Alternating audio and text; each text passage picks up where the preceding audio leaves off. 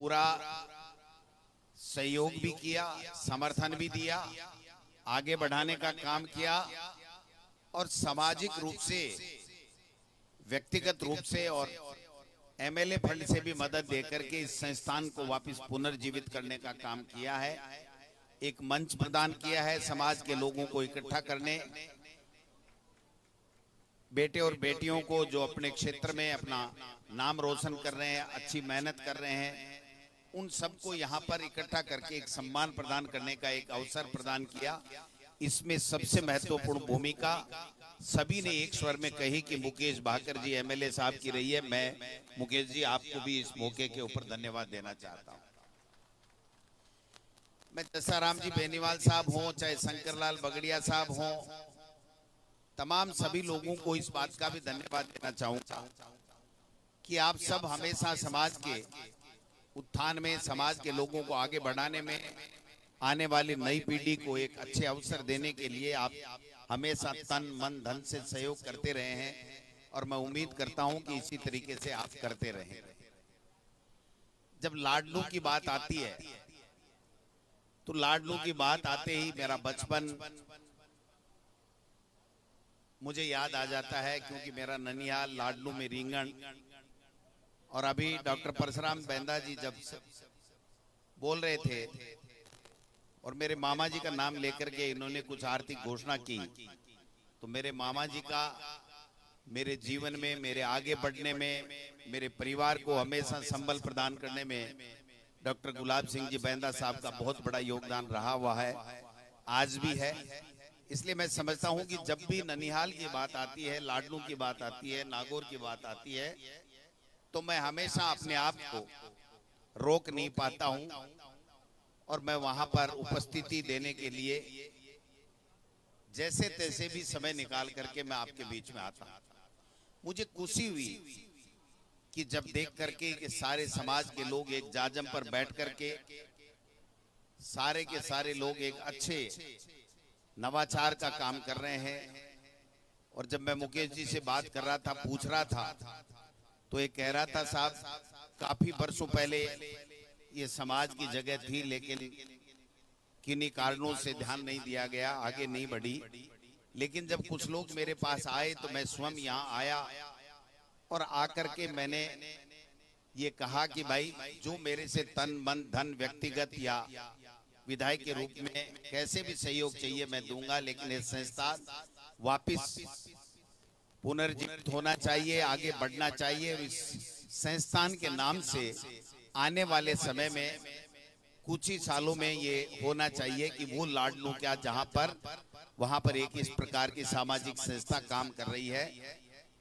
अभी जसाराम जी भी कह रहे थे कि हमसे आगे थे लाडलू वाले, लेकिन पता नहीं क्या कारण रहे क्या नहीं रहे, मैं उनमें नहीं जाना चाहता। लेकिन आज डीडवाना और नागौर सामाजिक रूप से जो ये संस्थाएं काम करती हैं उसमें आगे है लाडलू।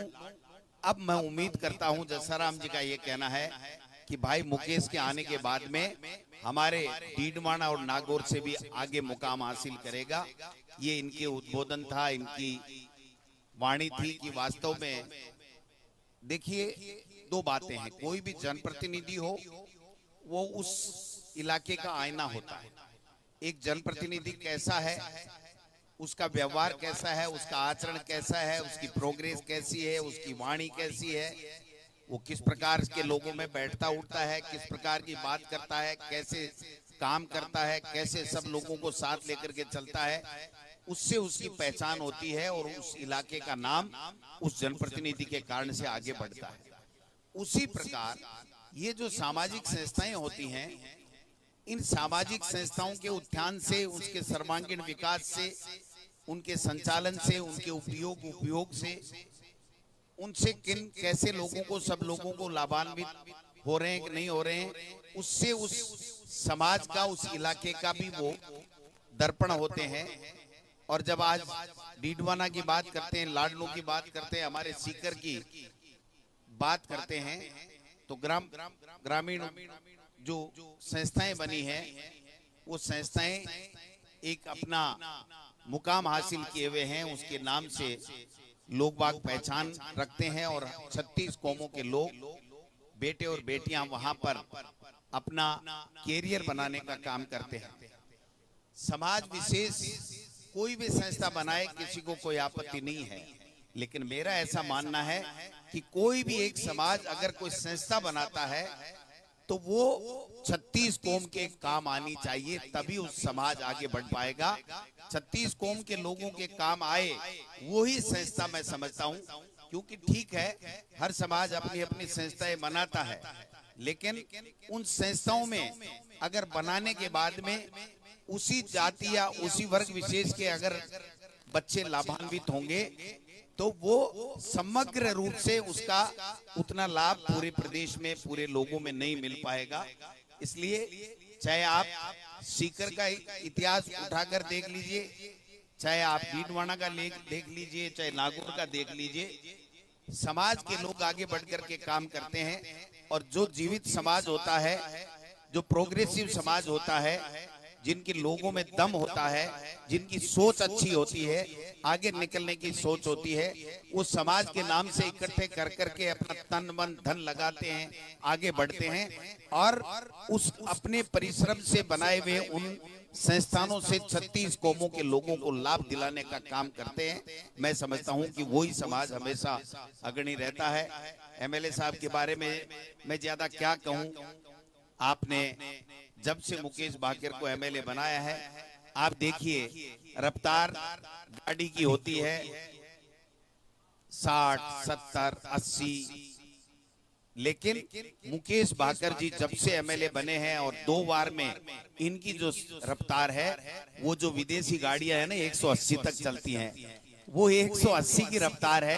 और मुझे खुशी होती है ये बताते हुए कि आने वाला फ्यूचर हमारे राजस्थान में मुकेश भाकर होगा। इसलिए आप सब लोग मदद कीजिए, ये आपकी मदद करते हैं, आप इनकी मदद कीजिए। यही जो ताना बाना, जो हमारा संस्कार, रीति रिवाज और एक दूसरे की मदद करने का बना होता है, वही आगे जीवन में काम आता है।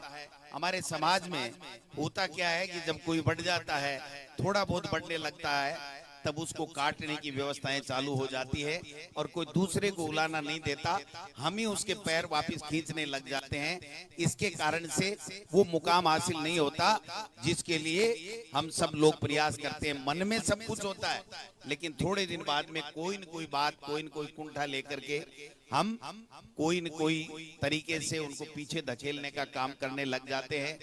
मैं आपसे उम्मीद करता हूं कि आप सबके आशीर्वाद से, मेरे को 15 साल में, आप देखिए मैं 2005 में प्रधान बना, तब डिलिमिटेशन नहीं था। 2008 में पहली बार डिलिमिटेशन हुआ, लोगों ने 36 कौमों के लोगों ने, लक्ष्मणगढ़ के लोगों ने आशीर्वाद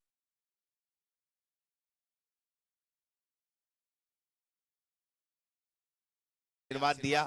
कांग्रेस पार्टी ने मेरे ऊपर मेहरबानी की और 15 साल की राजनीति में 8 से लेकर के 15 साल में मैं जिले का अध्यक्ष भी बन गया, चीफ वीपी बन गया, प्रदेश का उपाध्यक्ष भी बन गया, प्रदेश का अध्यक्ष और शिक्षा मंत्री जैसा पद मैंने काम करने का मुझे अवसर दिया। यह आप सब लोगों की मेहरबानी है। सभी लोग अगर पॉजिटिव नहीं होते, सभी लोग किन्हीं प्रत्यक्ष है प्रत्येक रूप से मदद नहीं करते, तो आज जो मुकाम गोविंद डोटासरा को हासिल है वो नहीं संभव होता।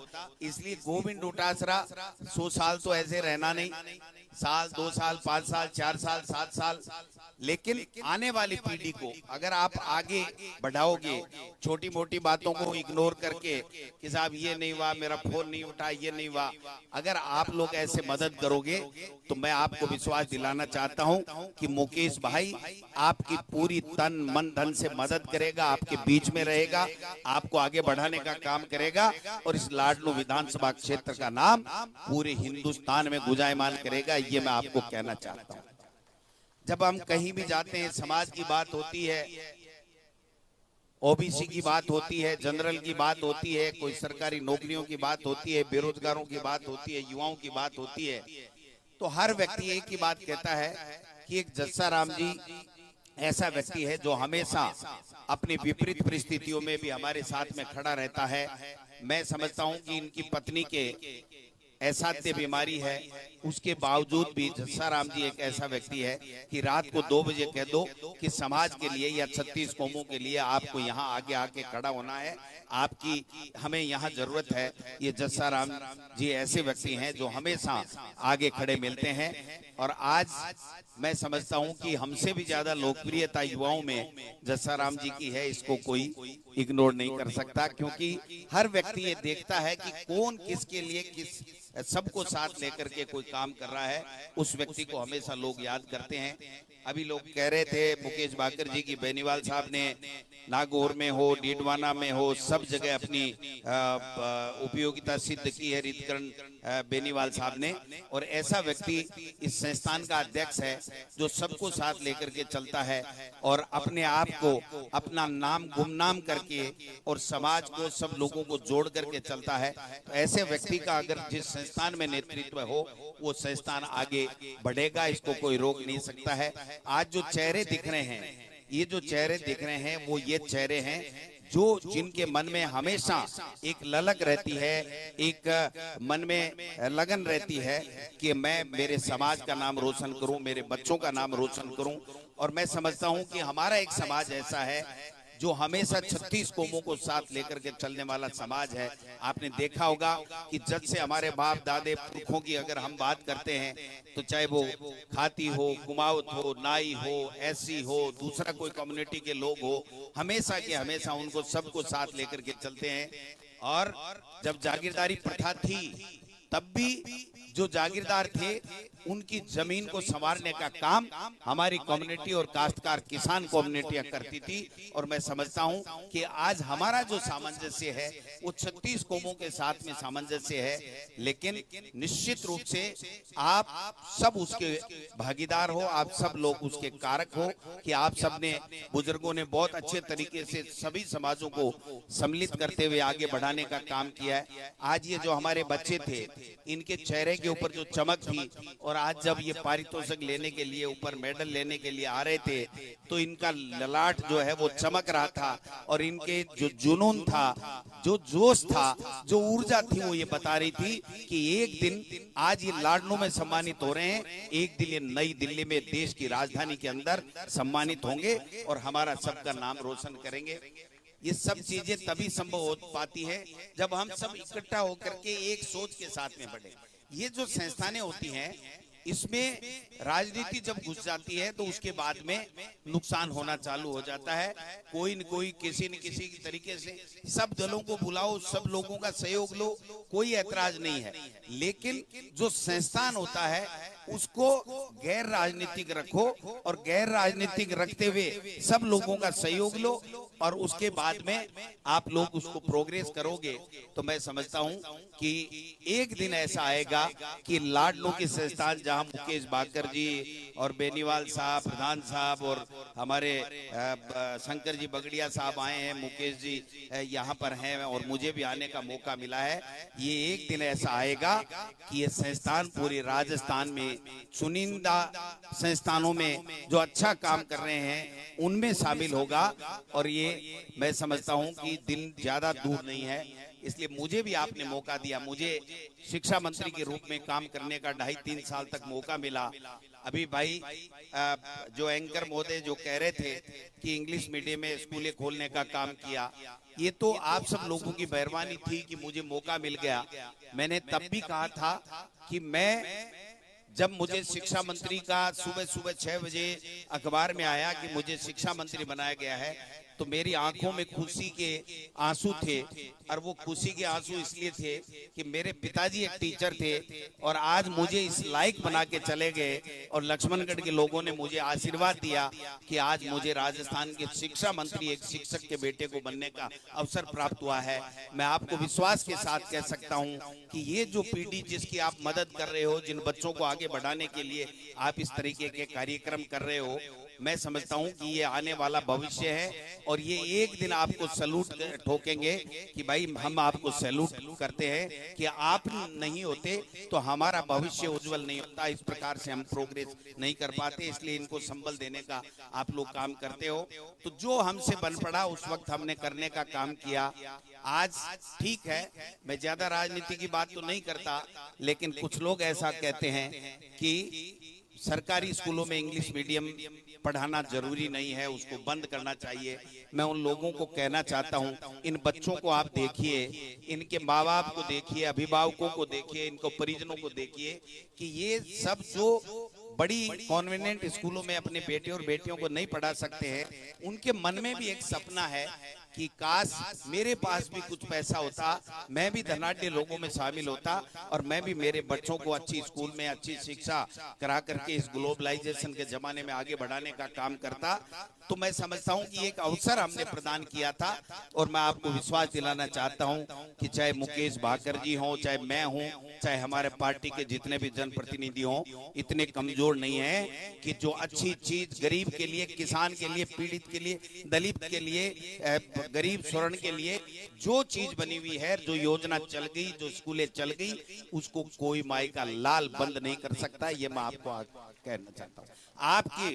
आपके विश्वास के कारण से मैं ये कह सकता हूँ कि जो अच्छी चीजें हैं उनको कोई बंद नहीं कर सकेगा।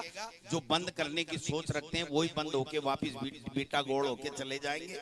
लेकिन अच्छी योजनाएं किसी भी सरकार का ये धर्म बनता है, फर्ज बनता है कि जो बेस्ट हो सके गरीब के लिए, पिछड़ों के लिए, ग्रामीण परिवेश के लोगों के लिए आप करिए।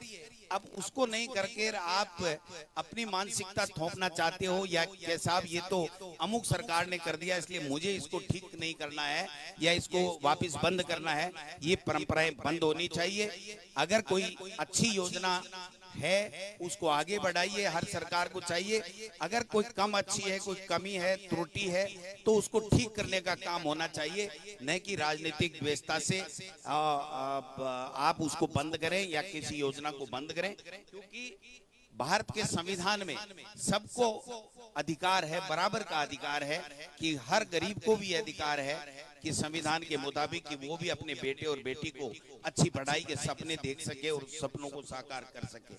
इसलिए मैं ज्यादा लंबी चौड़ी बात नहीं करके राजनीति में भी नहीं जाना चाहता, क्योंकि एक ऐसे संस्थान होते हैं जिसमें हर पार्टी की विचारधारा के लोग होते हैं। लेकिन मैं एक बात कहना चाहता हूं कि हमेशा सही के साथ खड़े रहो, अच्छे लोगों के साथ खड़े रहो, जो आपका साथ देते हैं उसका साथ आप देते रहो, वो दिन दूर नहीं।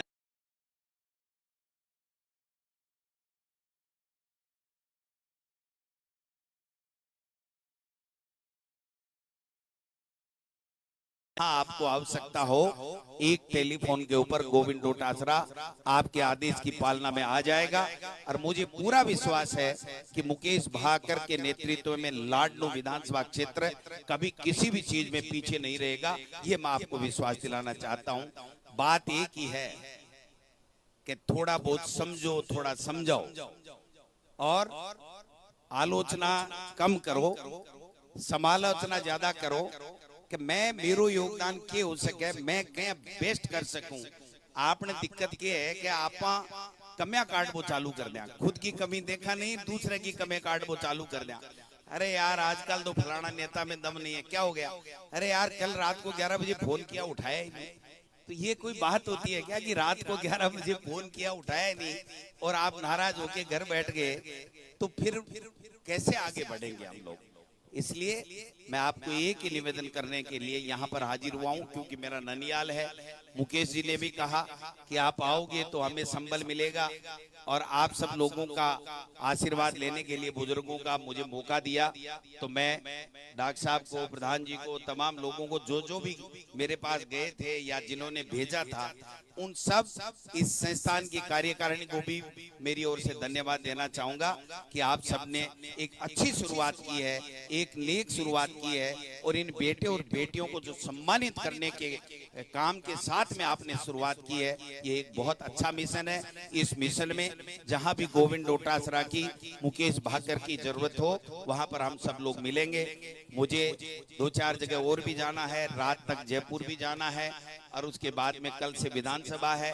इसलिए मैं आपसे माफी चाहूंगा कि बीच में मैं इजाजत लूंगा, लेकिन मैं एक बात कहते हुए अपनी बात समाप्त करना चाहता हूं कि कोई भी संस्थान अगर आपने हाथ में ले लिया, अब इसको पूछे मेड़ करके नहीं देखना है, इसमें तेरा मेरा नहीं होना चाहिए। ये संस्थान दिन दूनी रात चौगुनी प्रगति करे, इसमें कहां भी तन मन धन की हमारे किसी की भी आवश्यकता हो तो हम लोग तैयार मिलेंगे।